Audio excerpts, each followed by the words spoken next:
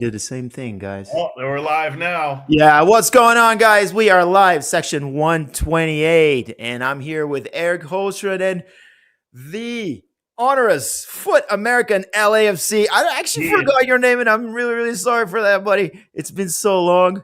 How you No been, man? worries, It's been also. forever. Yes, it's been years for sure. And thanks to you guys for the little invite today. Little surprise there when I saw Eric's message. But thanks a lot for inviting me in, man. Appreciate it. Yeah, man, and you're a friend. You know, you've been part of this journey for a long time, and it's really, really good to have you here. It's really, really good to have you here. But look, typically we have the highlights in the beginning of the show, and as you know, it didn't show up, but we do have a small vignette. So let's play that, and then we'll go to our regular program. Here we go.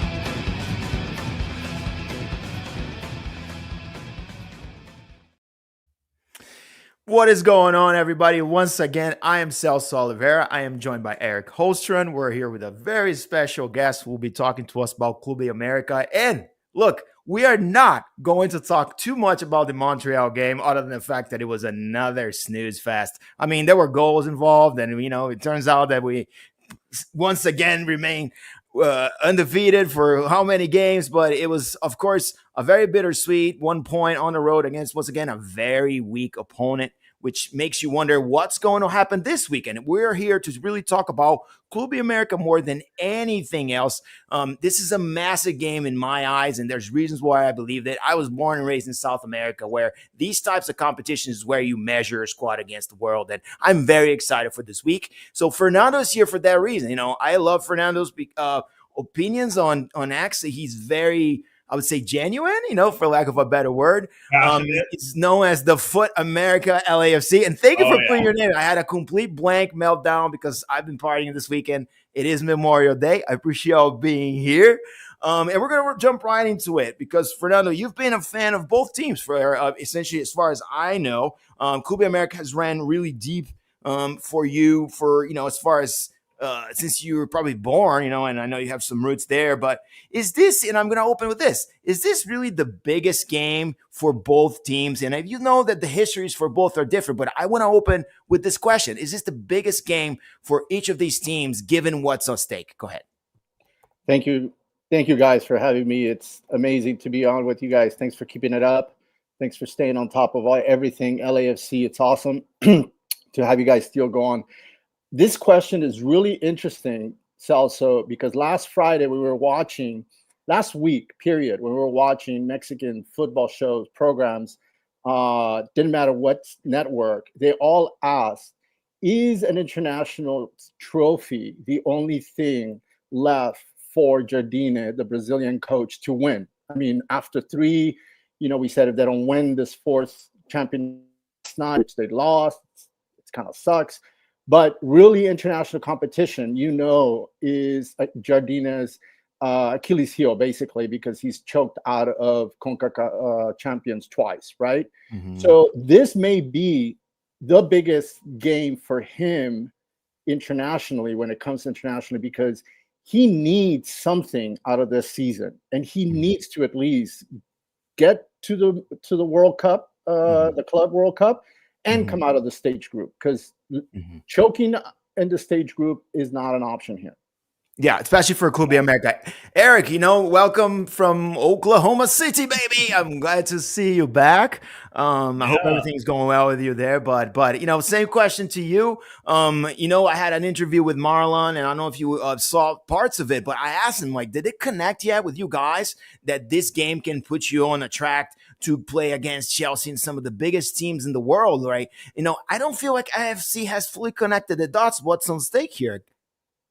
Well, I mean, is that a surprise? Has LAFC ever connected the dots with a big stakes game? I mean, man, we bitched about it with Bob, and we bitched about it with Cherundolo, that this team, it does not come out to play big games like a big game. And you're talking about international games.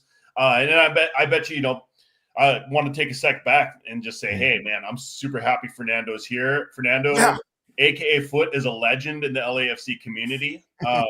His takes, he stands by him and he will die on those hills. And that's my favorite thing. Whether you agree with them or not, man, like good, he's gonna give you the fight of your life if you want to debate that shit. So because he debates way harder shit on his real life.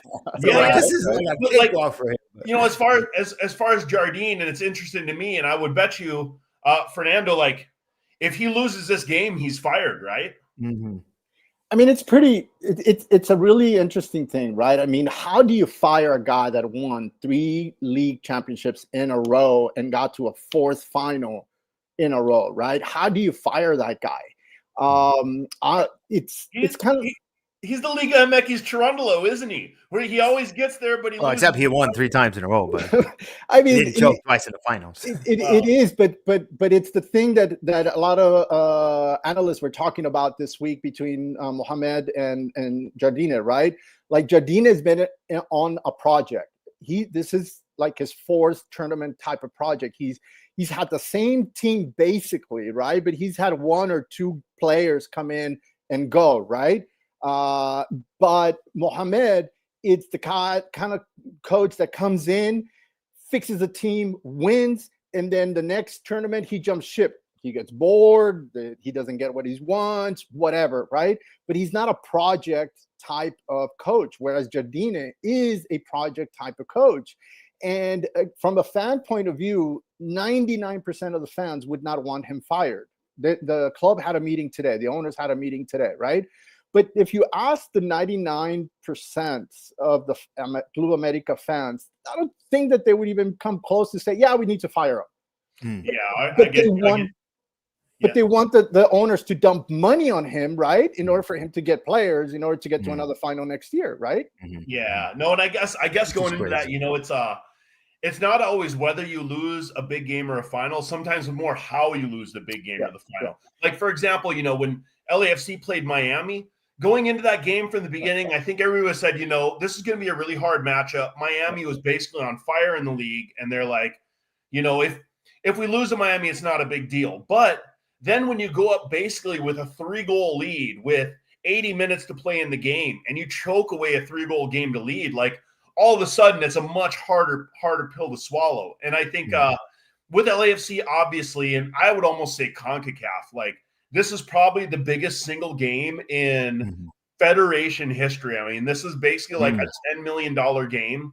For America, it's a $10 million game. I mean, I don't think there's been a $10 million game at this level of football in our region. So, I mean, this is really something. And the exposure and everything.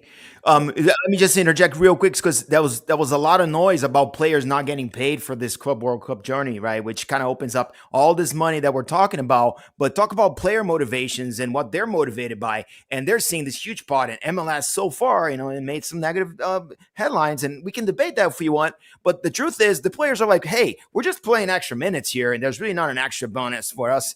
And MLS has not really pronounced itself about that, which I think it's really interesting. So I love the money argument, Eric, but the problem with the money argument is that it is only going to make the clubs richer. The players are not getting richer, and I think in a league that is still developing and the mid-level players are still kind of getting themselves there, it's a little bit, I don't know, Mike.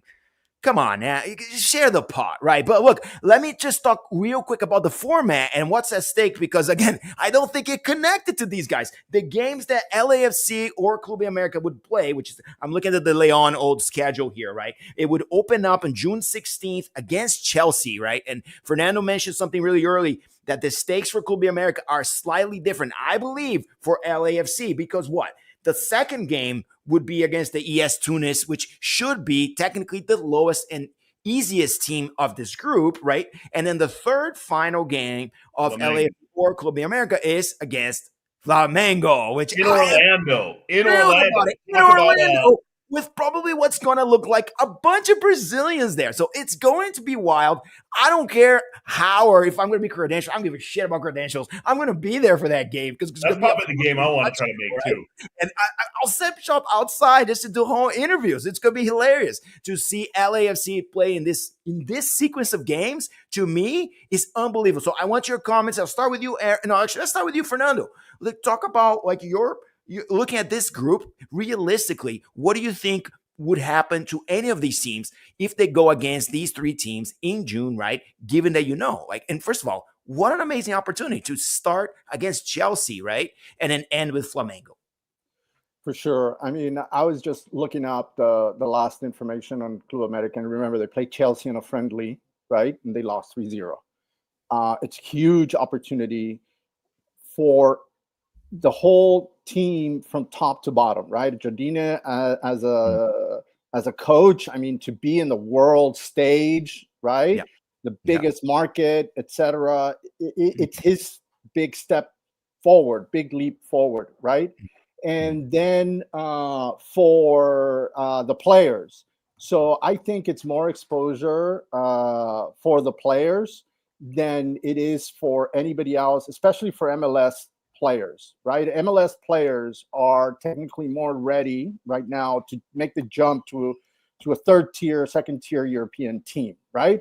So for LAFC players, when you mentioned Celso, that they're not excited, that they're not looking forward to this, I mean, what's up with that attitude of not wanting and not getting excited? Is like, I want to put out my best, I want to go forward, etc. For Mexico, for Club América, for Liga MX, whether it's América, Pachuca, Monterrey, I mean, this is the next step because everybody criticizes Liga MX that it's not going anywhere, that it's just static, that is just happy playing with MLS, getting dollars and whatever, but it's not taking that step toward real international competition. Eric, what's his name? Uruguay. We talked about Mexico. Liga MX needs to be in CONMEBOL, right? If the Liga MX wants to take a step up, they need to go and play at CONMEBOL teams. They should send some. It's really the way I see it for both of our leagues being on this side of the Atlantic. This is the opportunity that they need, that they've been looking for to take that next step. Club América, if it wants to claim that bigger step, above everybody else in the Liga MX, needs to come out of that group stage. They need to play their hearts out. They just need to get out. And the one thing that I think Club América has over LAFC is the bench, and we'll hit on that later on.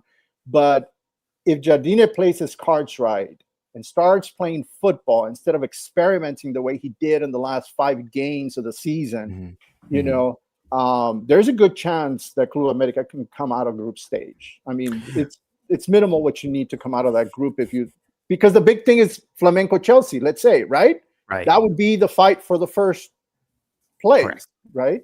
Yes. But you got it. I would say Flamengo is more beatable than Chelsea if you believe that, what they've done, and especially those December tournaments. Eric, same question to you. You've been quiet for a while. Apologies for that. But, same question. What does it mean for LAFC, right? You got these 3 adversaries coming here, and I don't believe the stakes are the same for an MLS team, right? We don't have the same amount of hardware, and it's really about just really not making yourself look bad, right? No, definitely. I mean, even as an LAFC fan and not really, I have over the years developed a big respect for Liga MX and a lot of the clubs. And I do know that, if you're going to look at the biggest club team in CONCACAF, it's pretty hard to argue that it's any club but Club America. So I think for them, really, this tournament should be like an inevitable showcase of basically their dominance of North American football for decades. They'll have their down years, but generally it's like they're always a team that you can't count out to win like CCL every year. So for LAFC, again, back to criticizing Dolo and going back to Bradley as well, that when it comes to the big games, we just never seem prepared for it. We don't take it to that next level. So how confident am I that they're going to suddenly have their, epiphany that things are going to change and bring it to this level. Like, I'm not sure. I can think of for the players themselves. I mean, this is the world showcase, especially for the younger guys who have ambition to go on. Igor Jesus is one I think that's the most suited to go to Europe. But even a Denis Bouanga, who's talked about his dreams of playing again. He'll be in the eyes of the world if he goes to that. Exactly. To that, like tournament. This tournament, the eyes of the world are going to be on this tournament. Because it's the only game in town for football fans across the world is going to be this tournament. So, for those players, if that's not enough motivation there, then I don't know what is. Obviously, the prize money, that's a whole collective bargaining issue, which is please talk about that because I brought it up earlier. But I imagine, I just don't know what, because they're so unsuccessful at motivating guys to come out there and like play that derby and punch people in the mouth, which is what you have to do in these games. You have to be able to play with that emotional intensity, and we just don't. We're like the regular season champs. Like we can grind away all day at like meaningless games against Montreal, except for last week. But I mean, it's not a good LAFC team. This is not a good LAFC team in this position. We've been talking about the mid-tier syndrome. It looks like a mid-tier team. It sounds like a mid-tier team. It acts like a mid-tier team. Must be a mid-tier team. And I'm waiting for my eyes to prove me wrong. But I want to stay with you, Eric, because look who's coming into town. I know he had some setbacks with injury, but here comes Brian Rodríguez, and I'm going to use him as an example and give Fernando an opportunity to rebuttal on that. Here's a guy that was LAFC, was sort of stuck in what he was. Not a dynamic action to what he was asked to do. Go to the corner and try to make a cross. Go to the corner and see if you can get a shot, right? And I feel like Jardine, although maybe trying too much, found ways to deploy Brian Rodríguez in better ways, right? So, I challenge you with that. Look, it might be that we are just not taking this creative aspect of it. So let's use Brian Rodríguez for an example. What do you expect from him? I know he's coming back from injury, right? But, this is a guy that has been here and now has a chance to really shut us up, right? If he shows up in this game. No, 100%. I mean, I think Brian Rodríguez has kind of, man, that keeps falling on me. We're sorry. That's my champion look. I don't want this to be an omen for what's coming here because. Oh, it totally is, man. This is gonna make the highlights. Yeah. Go ahead. Anyways, Brian Rodríguez here. He has that same manager that Kiki Oliveira just fired, and he was such a head case against us. And I would like to think that probably more so than being deployed better, he's just matured as a player. Because I think what he would do is he would get himself into at least a half chance shooting position and then just blast the ball into the second row. Like over and over, this guy, he just could not keep his shot down. And I think just given experience and, when you're 19 versus what he's 24 now, I think you have a different mentality and approach to the game. I'm sure he's just more calm on those because a lot of those early misses with LAFC, it's like he would be 10 yards in front of the goal and he would just blast a shot when he didn't have to hit it as hard as he can. All he had to do was place the ball. And I think he's probably realized this. The trouble on LAFC's side is because Zendejas is also really good in their front. I mean, they have a really good attack. And I think that our guys are going to have to play him one-on-one. So, I mean, Hollingshead is going to have to deal with Brian Rodríguez. And I think that's a really hard matchup for us. Yeah.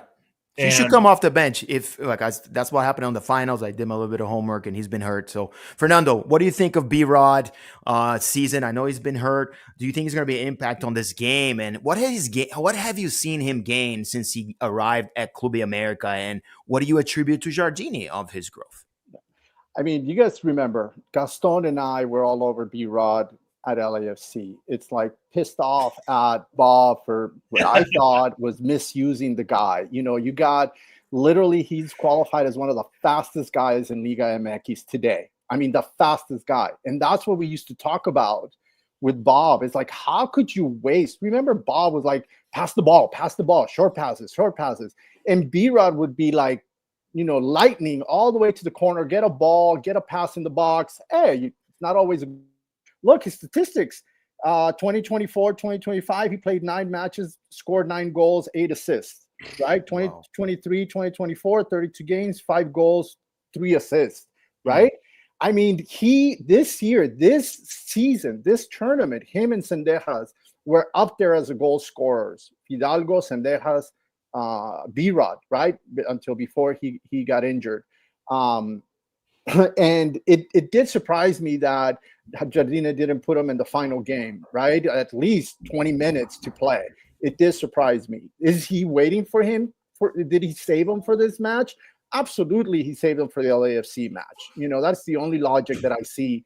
Putting him, leaving him an extra week just so he's fresh, because he knows that the game against LAFC needs to be a fast game from start. So I expect B-Rod as a starter on Saturday, and I do expect him to make an impact at play up in the front.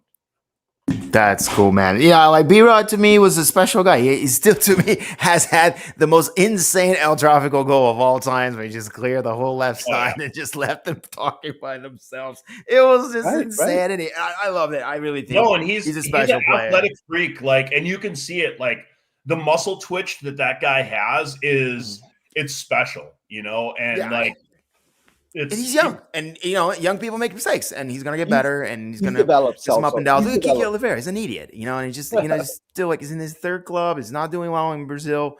They're very eager to leave, but I think Liga MX has a little bit of a maturity to it. So when a player goes there, they gain something that they don't have still in Major League Soccer. I can't put my finger on that, but I do believe Liga MX offers more experience to a player. So it's not a bad deal for a guy like him to get experience in both leagues. I think he's now more well-suited to take a bigger contract elsewhere, a bigger role elsewhere, but he needs to stay healthy, right? And that's been the problem with him more than anybody else. I want to comment on how successful Club América has been internationally. I don't know too much, but of course they are one of the most winning CONCACAF champions teams, right? Right. And, does that play a role? The fact that they have more experience in playing in some of these bigger roles. At the same time, you're playing away, right? So in a single final game. So who has the edge there? Is it the more experienced finals team, or is it the team that is somewhat hosting the game, right? And I just kind of want to juxtapose these two situations for you. Let me know, what do you think? Who do you think takes an advantage there? Is it the experienced team or the home team? I would call it. Also coming from a Mexican American, somebody that's born and grown up in Mexico, LA, Southwest United States is a home game for any. It's Club América FC, I know. And you get me? It's a home game. It's a home game, right? We were all there at the León LAFC game, right? It was León came in hard with numbers. Hard. Exactly. So I don't think the home visiting thing plays here. It's just, as you said, the experience. And for me, and this is the point that I want to bring in since Eric reached out, is the bench. This is the thing about Club América, this particular game.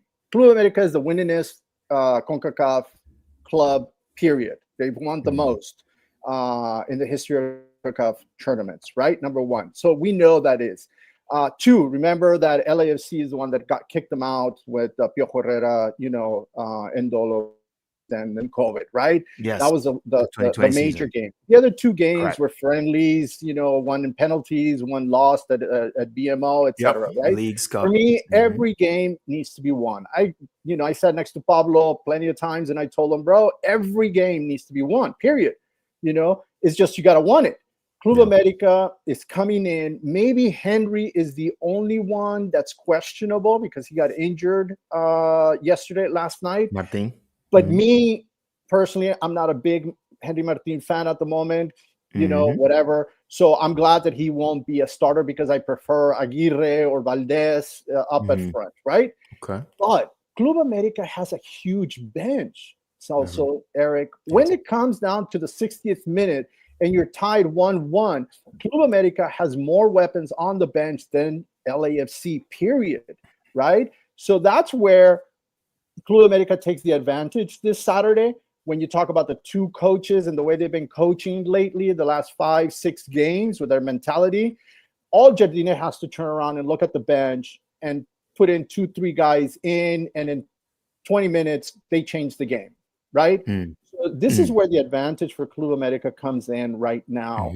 and where I hope that these guys in Club América, the players are so pissed off at losing the 4th championship, and they come in and they play their heart out, they win 3-1, 2-0, and they take a week off to wait to go to Miami, right? Because I think that's where the group is going to play, right? Florida. Big redemption. Yeah, you know. Well, two teams with redemption, right? Eric, before I let you go. Go ahead. I will say on this that you know, we will have Olivier Giroud on the bench. You know. Yeah, that's exactly my question. Because my question to me is why not make your why not think about this and maybe bring some of these players off the bench, right? So that you have a stronger second half. Greg Vanny did this against LAFC on El Tráfico, and it was successful. Painter was, he was way more effective in the second half of the games against LAFC than he was in the first half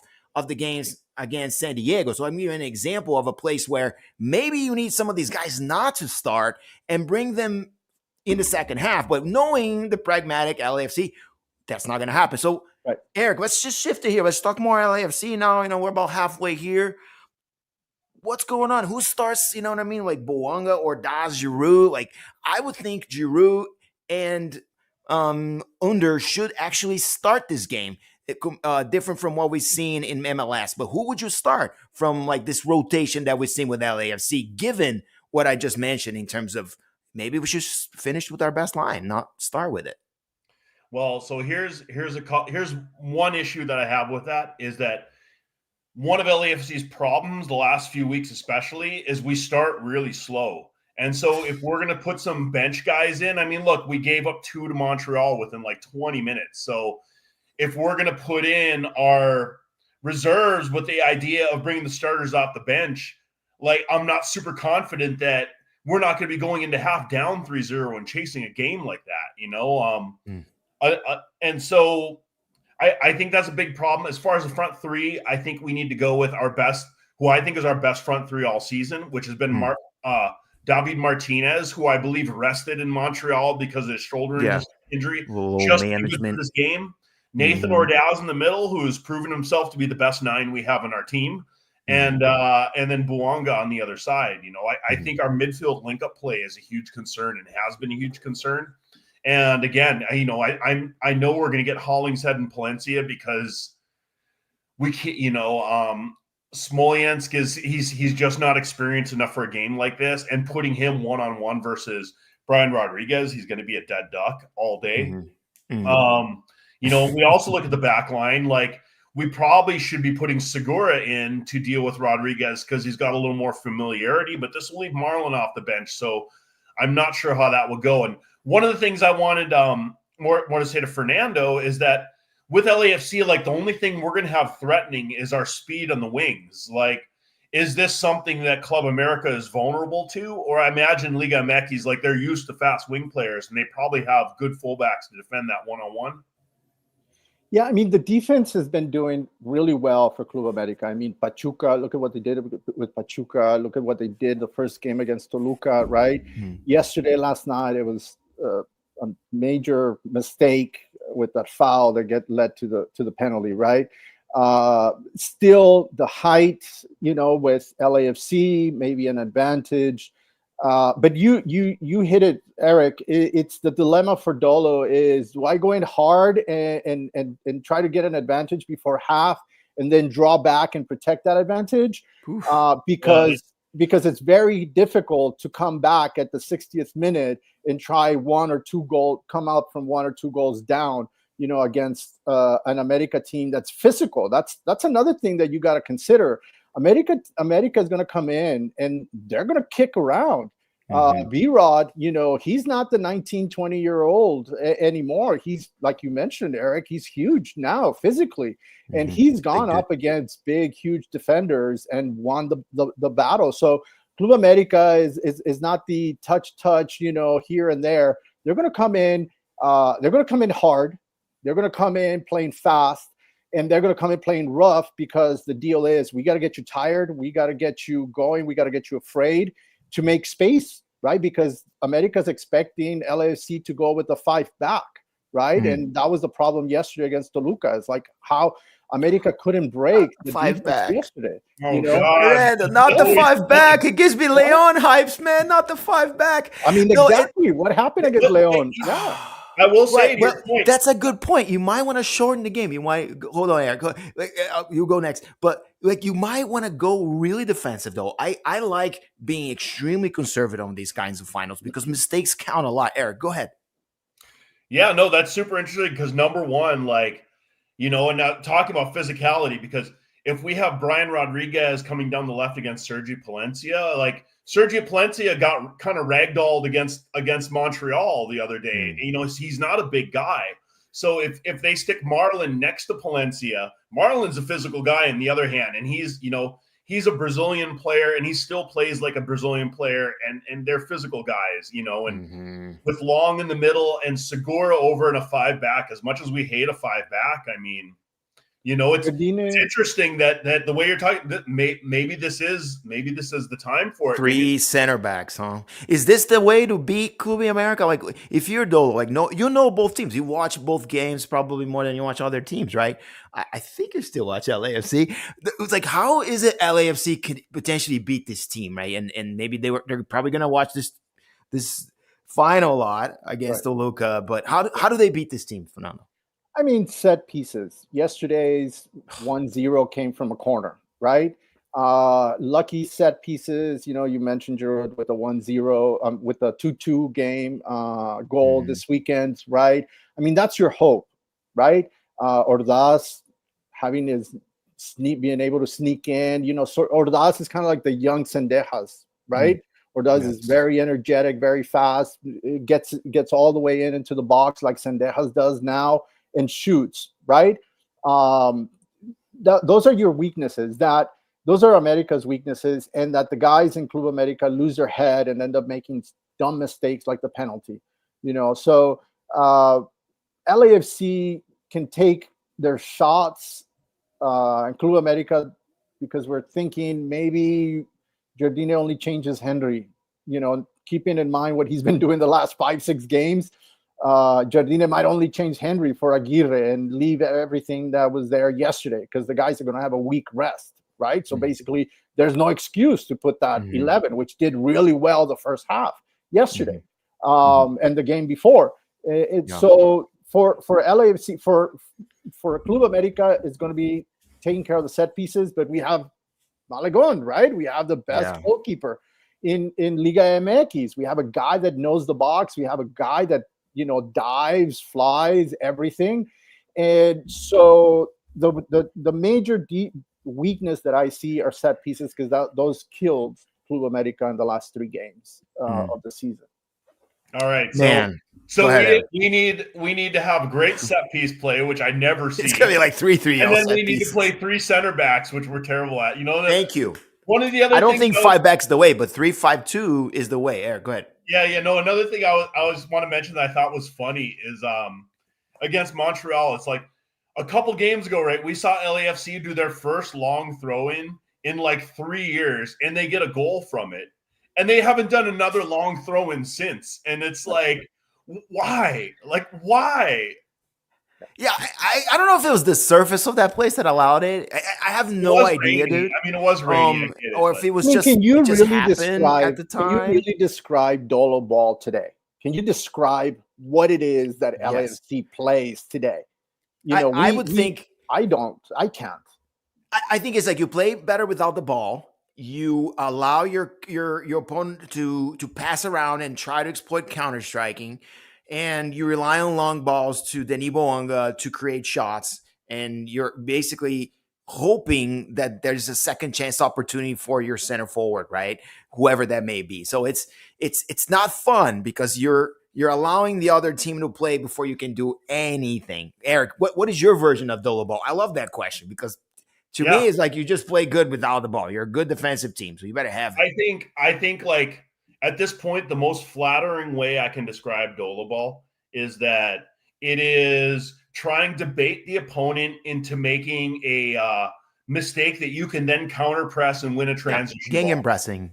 Yeah. But before that, like they work to try to basically, again, like bait the opponent into putting themselves into a situation where they can then like close the trap on them, you know, Right. and then it's a matter of finishing, which if our attackers finish the ball better this season, we could be having completely different conversations. I will say, you know, as much as I want to totally rip on Dolo, that the attackers not finishing chances that they should is also another factor to this game. And so, you know, how much of that can you go on into preparation in the game? Obviously, I think when at this level, when attackers are missing chances, it's mental. And I think mental is also something that needs to be handled at the training ground in the facility. And you need guys who are even like therapists, to sports psychologists to like really, I mean, look, with the amount of Carson's probably having a lot of those right now. Oh, with all the money involved in this game, like you 100% hire these people because, you know, they can give you an advantage.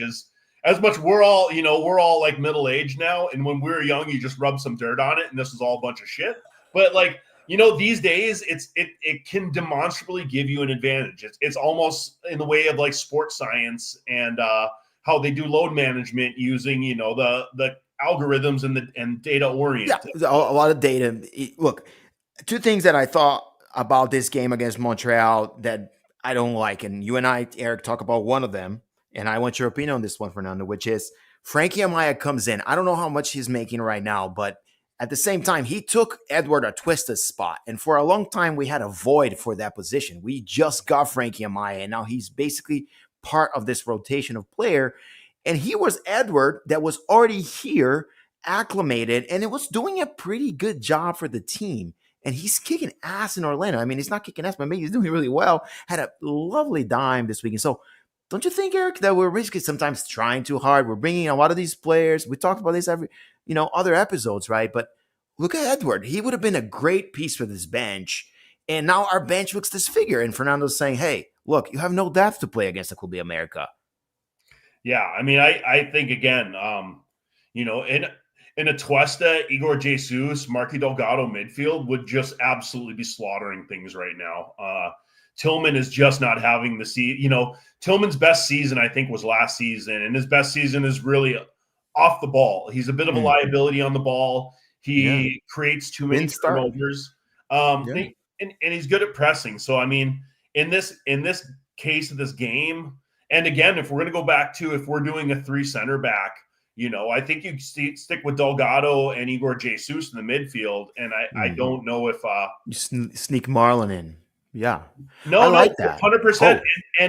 And you have Segura kind of push forward into the midfield as needed, and or you don't even do that, but maybe you do that. I like to, because then you free the 2 fullbacks to be fullbacks, right? Because you have a 3-back, and Igor Jesus could even play in front of them with a little bit more freedom as a true CM. I don't know if Doe would ever do that, right? But maybe Igor Jesus comes in the second half. This is what I mean. It's time to, Igor had one of his worst games in Montreal. He was horrible. I'm sorry. He was literally one of the worst guys in the field. But I feel like it's not so much onto him, right? He's had great games, not had... but this game, I thought he was really weak. So this is where I think Dolobal falls short. We need ideas. We need a little Giardini, right? Hey, things are not working. Let's try other things.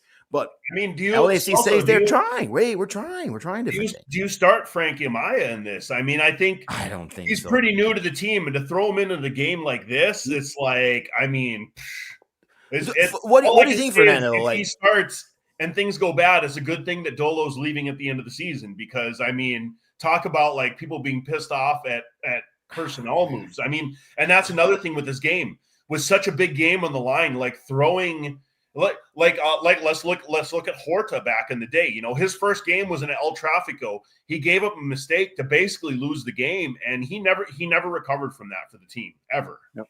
Yeah.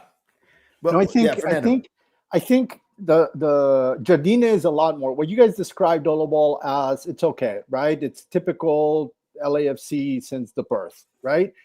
With Bob and Dolo, and basically because this is FO, the front office type of, mentality to begin with. They hired 2 coaches that played the game, the football that JT once played, right? Because that's the pocket, that's the wallet that they have. With Jardine, he's a very tactical coach, right? He's about possession. If you look at Club América, when they draw or when they lost even the 2 games, possession was vital. They control the ball and everything. And then, they get hit on set pieces or a mistake. And so I think that's where Jardine comes over Dolo for sure, because his 11 and his subs are based on his tactics. And back to your question about the MLS players that go to Liga MX, the difference in Liga MX, the coaches get a player and they play them to the player's capability, to the player's skill. And that's where B-Rod, remember that B-Rod was on the bench, rode the bench for the first 2 tournaments, right? Because they didn't know where to put him. They didn't know where to go. And then here comes Jardine, and he wins a starting spot under Jardine, right? And so Jardine learned that, hey, I have this guy, why reinvent the wheel? This guy gives me this guy gives me that. It's easier for me to use his skills than to reinvent him into a system. Whereas in LAFC is like, I hire this player, I got to reinvent this player because he's got to fit in my system. That's how you, in my opinion, that's how you ruin players, period, right? We played it as a 6. Right. Look at Dos Santos, right? Look at Jonathan Dos Santos. He did a great. He was a starter. He became a starter after the first tournament because of injuries or whatever, but it's because he was playing a lot. Then he went to the bench, right? But look at him versus what he was doing at Carson, right? So for me, the major thing with Jardine is tactics. That Jardine doesn't wait until the opportunity. Oh, when we get a set piece, we want to do that. It's like Jardine is like, no. Control the ball, pass the ball on their side of the field, control the ball on their third of the field, and then let's see what happens. So what happens? You have B-Rod coming in on the left side really fast into the box, a quick, hard, fast pass into the goal, and all you need is one guy to stand in the way of the ball for it to go in, right? He's had 2-3 assists just like that. So I think that's the difference with and it goes for Sendejas and Davila on the other side. That's the way Sendejas has a better foot than B-Rod, right? He's able to shoot from outside. He scores some awesome goals. One of my questions that I want to put out to you guys before we move on is, after we see this and this game and everything, how do you see LAFC? This is my main criticism of LAFC, as you know, preparing. Let's say they win, preparing for the World Cup. Are they already got 10 million in the pocket? Oh God. Are they going to bring in reinforcements worth $15 million because they know they're going to make money over that? Or are they just going to sit back and JT and all the owners go, we got here with this 11, let's just see what happens and we keep the money? Because I know it's like, I know I was going to say, we need at least 3 players for the World Cup. At least 3 players, because the bench may be deep to go against MLS, but the bench is not good enough to go against Chelsea, Flamengo, or anybody else in the World Cup. So it will be Cristiano Ronaldo when he comes. You know he's coming. You know what I mean? Like, he's going somewhere. But yeah, no, it's a tough. Both teams are in a tough situation because Leon, they knew that you were going, so they were going to prepare for it. They had a calendar, probably right, that was developed. But it's a little bit like making Kamala Harris run for Biden at the last second. Hey, let's just put a whole campaign together in 90 days and hope it works out. Of course, it's not going to work out, you idiots. Anyway, sorry, just a little political joke in there. Nothing bad with that. But you're right. You know what I'm saying? You guys know what I'm saying. But look. That's what they did with Hamed. What's that?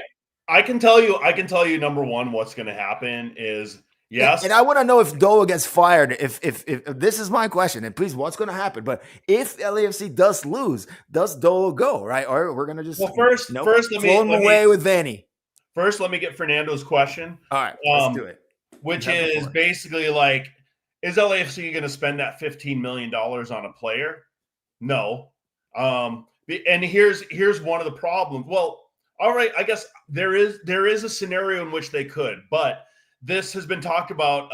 MLS teams in the Club World Cup will have an extra 10-day transfer window open for them for this tournament. But it was said that the normal MLS salary cap rules will still apply to them.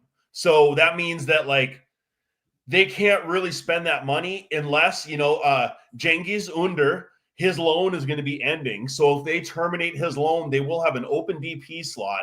They could take that money and purchase or transfer in a big name, or, you know, the European window just closed. They could sign a free agent as well. So that's really the only situation where they can deploy that money. Otherwise, you know, the league starts and they still have the same rules and they go over that. And we have what happened with Miami 5 years ago where they have sanctions. And then Celso, I completely forgot your question after that. Big deal, buddy. Okay, no, we got to move on. And I just want to know what happens. And I want to know which team. No, this is a great comment here. Which team has their coach more in the hot seat? Jardine just lost the final and they fired coaches by the second in Mexico. This guy, like, it's like if he's a cat, I think he's on his 7th life. He's lost about 6 finals. So, you know, I think he loses this one. He might be shown the door, right? But which team, you know, if they lose, is going to fire their coach? And I guess for you, Eric, I wanted you to hear about LAFC. Let's say LAFC does lose to Club América. Is Dolo the one coaching the next game? Yes, I think he does. Should he? Absolutely not. I think when Cherundolo announced after we blew a 3-goal lead to lose to Miami, very shortly after that, he said, okay, I'm going to quit at the end of the season and we're moving to Germany because this is too much fucking stress or whatever the hell it was. They should have let him go. Like when an employee says, I'm going to leave, it's like, let him go now. Like, what good is it? Like, we have a lame duck coach. What does he care what happens? You know, I think, you know, I think part of the problem with MLS is it's so linked with the U.S. soccer and the federation. I know Dolo is very, very high on the whole U.S. soccer, and I'm sure at some point he will coach the national team if he has not decided that he's done coaching, which I don't think he is. But I think the situation he's in right now, his stock is sinking, and he doesn't want his stock to continue sinking because he wants another opportunity in the future. And in Europe, and like, you know, so I definitely think I think he's kind of in a tough place. I think if he goes, he's going to decide that he wants to leave maybe after this game. I would not mind, like, you know, seeing some of the assistants take over because that's the best we're going to do and do something else. You know, we've heard informally Razov wishes they attacked more, and I fully agree. Like in MLS with the salary cap, with so much emphasis on attacking and so little on defending, the whole strategy of seeing out a 1-0 victory like we saw against Carson is a failed premise because you have really good attackers versus average defenders. And if you sit back and you let really good attackers, even on a bad team, go after like the median MLS defending, they're going to score. Like it's you have to basically keep your foot on the gas and keep scoring and scoring and scoring. And that's the way you do it in this league. And I think Cherundolo, that's a thing he hasn't really adapted still with this league. And his coaching style is probably honestly better for something like the national team where this isn't such an issue, or even in Europe as opposed to MLS. But Saudi Arabia. That's far from us. Money in Saudi Arabia, at this point. Make some money in Saudi, out, bro. Yeah, trained over there. That's really, right, Fernando? Like Jardine, I don't think Jardine might have had his cycle done there. No way. So my crazy prediction, though, and then I'll shoot at you, Fernando, is that like LAFC loses to Club América, Dolo gets fired, Razov goes on, he doesn't work out, Jardine gets fired, and now he's getting a look, and he ends up being the coach for LAFC. LAFC finally has a Brazilian coach, and I'm just doing laps around my living room. So happy. But that's the thing. We've said this for years, Sal. So it's like we said this for years, and it's not that the opportunities and the money isn't there. I mean, this is $1 billion club, right? The wealthiest club at MLS. And the way that the owners are holding on to that money instead of throwing it in. This is the difference with Club América. And there was a special last week about this. You know why Club América won 3 in a row? It's because the main owner, put out and said, that's it. We need to focus on the league no matter what, because it's the pride, right? It's like they didn't want to let Toluca or Chivas catch up on the championships. That's the whole ego thing in Club América, right? So that was the sin for Club América this year. That's completely focused on the league, and that's where we're going to brag about, and that's what we're going to own, etc. Everything else, if it comes, great. If it doesn't, okay. And this is why 99% of the Club América fans won't want to fire Jardine, because he's giving us the league. He owned the league. right? Well, I think he's worth at least one bad mulligan and getting into a final. Exactly. Yeah, and yeah. Probably will be LAFC. Has everything to do that. So you should, and he's a great coach. He can develop. LAFC He's trying also because the team has been hurt, right? So there's a lot that we don't know. And as far as Dolo goes, and this is where I'll leave it. I think we're doing Ante Razov a major disservice because that guy is an icon. He's been an assistant in this league for a long time. So give him a real chance to compete for this job, and it's your job. And Dolo will have an automatic job in Germany. Like he's all over built and some of the websites in Germany about soccer. So it's. I will say, like Razov in his one press conference, it was better than any press conference Dolo has ever done. Yeah. He fucking was decisive. He gave us information. He gave me exactly the answer that I was looking for in a very tough fucking question. And like, he's a no bullshit guy. He's like, I didn't like the way the team fucking played. He wasn't like shitting around. He wasn't like playing nice to us. He wasn't trying to be anything. He was just being himself. He gave Herrera a nice surrender back. And he like choked the Club América guy. Like, so that stuff is ingrained in people's memory.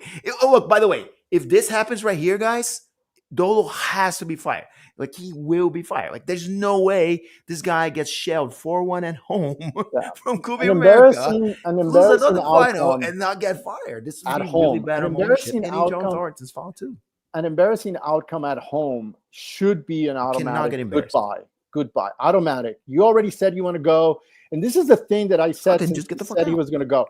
This is the thing. It's like, you would think that every player would want to, at LAFC, that every player would want to put 110% during Dolo's left term in order to show off, in order to be sold, right, properly, because you don't know who your next coach. And if your next coach is going to be the bench guy, you might not want to stay the other 15 games, right?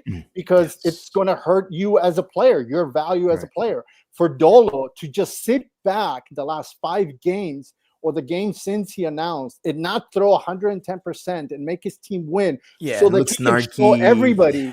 So he can show everybody, the next team where I go, I need to get paid, or I'm valued this or whatever, right? It shows a lot. And for the FO, not to put pressure, not to come down on both of them, on the team, on the players, and the coach, and say, look, we got another 10 games going under this guy before the summer break. We got this, we got that. We need to win. We need to do this. For the FO not to do that as a fan, I'm telling you, that's where the disappointment has come with LFC for a fan like me, where I want football. I don't want cheap lattes. I don't want good food at a game. I want to go and I want to watch my team, my $100, my $150, give me a football show on the field at my home. And this team hasn't done it for more than 5 games. And this coach apparently doesn't seem to want to give us fans, that show. So what do you do with an embarrassing 3-0, 4-1 loss? If you have any pride in your team, in your shirt, in your company, you got to fire the guy. Thank you very much. You said you wanted to go. We're going in a different direction, given everything that's happened. I agree, man. We have to make a decision. I really think this is the time to do it. We're coming at the end of our show here. We're going to have another show during the week to actually preview the game, talk like starting lineups, talk predictions. I'm going to try to invite more people, maybe get a former player that I'm working with really hard on to bring him in. And right now it's just been a really good Memorial Day discussion for us to debrief what the hell is happening on this team. It's dope to watch. I'm going to be honest, guys. I watched every LFC games. I was with family. I only watched the highlights of the Montreal game. It's part of the reason why we're not going very deep into that. I don't care. It was boring as hell. And I was like, you know what, guys? I can't do this. I watched the highlights already. Let's move on to what's really, really, really real, which is this final against the big boys of South LA, man. And this is what I'm going to close with, guys. It's a tough topic. We saw horrible images at Snapdragon Stadium between San Diego fans and Carson fans. We've seen Carson fans and LAFC fans go into it in parking lots. I know it's part of culture, whatnot, but look, it is bad for the sport. So I want to give you guys, no question here, just uncontested commenting about Southern California rivalries and how do we make it safe for casuals that do not want to go to a fucking stadium to see old dumb men brawl with each other and throw fucking food at them. That is pathetic. You guys need to clean this shit up. And that's what I'm going to do with that. Eric, this is your turn to clean up with that or to come to terms with this bullshit in our sport. Yeah, I mean, I think the answer for this is for FIFA to make an example. I don't know when the last time an MLS team has ever played in an empty stadium, but that maybe this is the time. San Diego, you're due to one. You know, and yeah, otherwise, honestly, I mean, you know, as a longtime Angelino, it's like we know that the Dodgers-Padre rivalry does the same thing. There's basically fights at every single Dodgers-Padre game down there. And I honestly think that is kind of the same elements in that. Because it's socially tolerated, I guess. It's laziness. Fucking bullshit. Yeah. Honestly, you know, in our countries, the police goes into the state and it gets violent, and then the police gets a bad rep. Sorry, cut you off.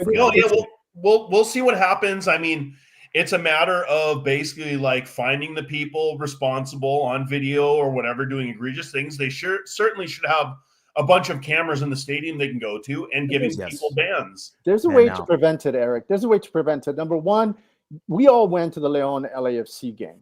Okay. Mm-hmm. I watched when the Leon fans were marching in, everything, all families, all everything, everybody wearing the shirt, everything. Half that stadium was green, right? Remember that. It was. Zero problems. I went to Carson for the Club América Tigres match last year. I was the one, you know, yelling at the Tigres fans when they were marching in, you know, little team, you know, everything. Boom. One sheriff right away came up to me, put his hand on my chest, you know, slow down. Nothing happened at that game in Carson, right? But what do we see when LAFC play Carson at the BMO or when we play Carson at a Carson? It's a complete drawback of police. They're all outside watching the tailgaters, don't get drunk, blah, blah, blah, blah, blah, blah. But inside where it matters, inside the stadium, they're never there, and they leave it up to those poor guys with $9 an hour in the yellow shirts who are sure as hell not going to get in between two guys throwing blows. It's not their job. There for that. That's not their job. So it's laziness. It can happen. It can be prevented. You don't have to be reactive.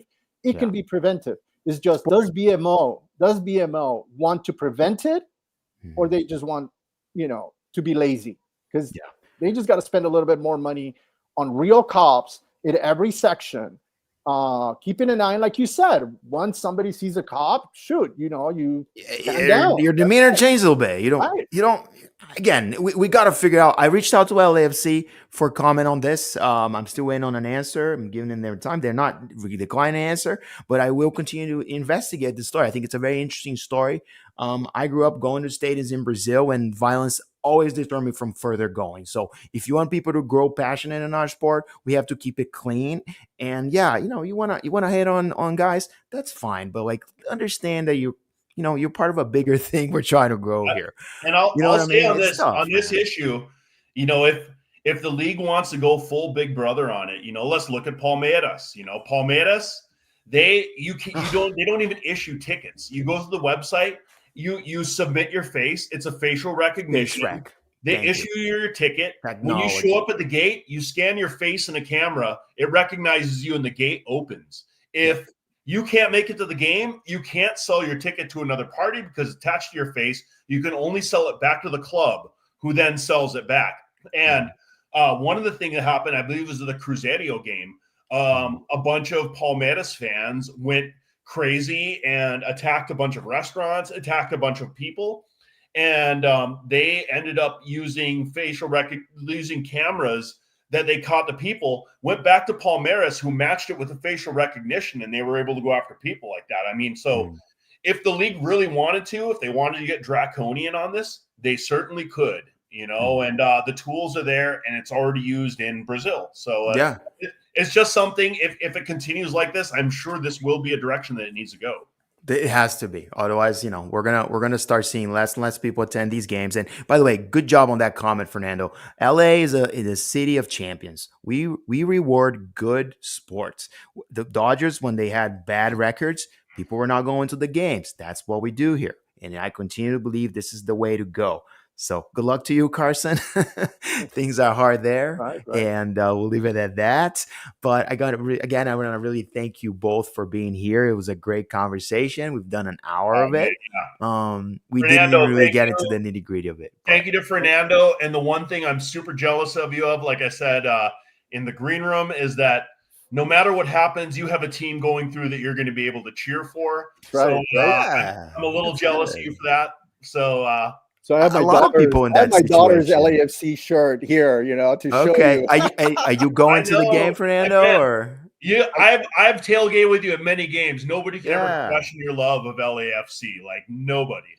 Thank you very much. And I know a lot of the people in the chat, when we told them you were coming on the show, they're fucking pumped. Yeah. And I see a bunch of them here in the comments. So you're probably going to have to come back and talk LAFC again. The comments crushed, man. We had a lot of people show up. Appreciate the new feature here. Apparently, you can actually get the comments to show up as, so we don't have to do it anymore, which can be dangerous, right? Because there was a couple of crazy ones there, but good little feature. Maybe we'll try it next week. But hey, guys, thanks again for being here. It's been fun.